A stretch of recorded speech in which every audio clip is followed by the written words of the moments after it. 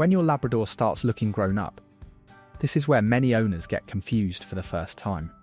His body begins to change faster than his behaviour does. He gets taller, heavier, stronger, and suddenly feels like a serious dog in the house. So you naturally expect serious self-control to come with that. But in many Labradors, that is not how development works. The body can move ahead while the emotional system is still immature, which is why a dog that looks nearly adult can still react with puppy-level excitement, impulsive choices, and very uneven self-control. So the owner starts thinking, why is he still doing this? He looks old enough to know better. But that is exactly the trap. What you are often seeing is not a bad Labrador getting worse. It is a stronger Labrador reaching adolescence before he has learned how to regulate it. This is the stage where many Labrador owners begin doubting everything they thought was working. A dog who seemed to be learning well suddenly feels less reliable, less responsive, and strangely harder to read. He does not look like a tiny puppy anymore, so the drop-in listening feels almost personal. Owners start thinking the training is failing, or that the dog has become stubborn for no reason. But what often changes here is not the dog's character. It is the pressure of adolescence showing up in daily life.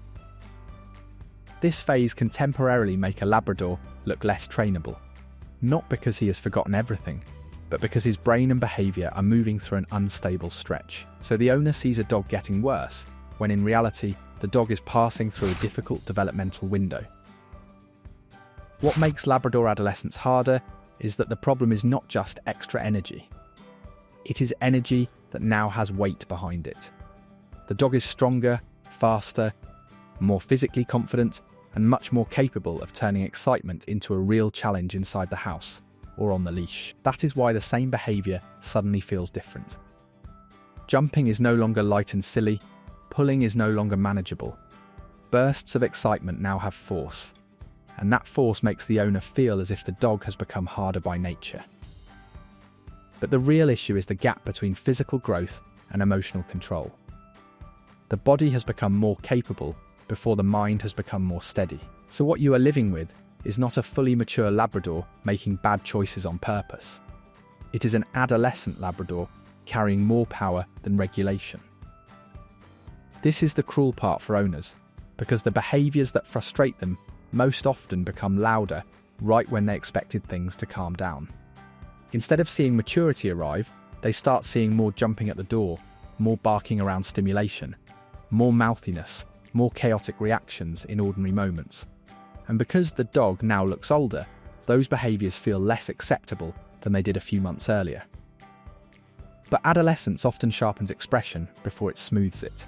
The Labrador is engaging life with a bigger body, stronger impulses, and still limited emotional breaks, so everyday situations can suddenly become noisier and harder to handle.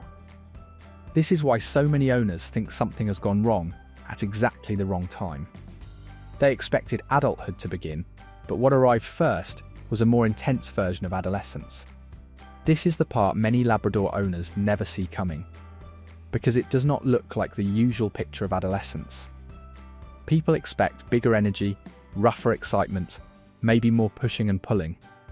What they do not expect is a dog who suddenly feels uncertain in places he handled easily before. A Labrador who was fine with a certain street, visitor, sound, object or routine may start reacting as if the world has changed around him.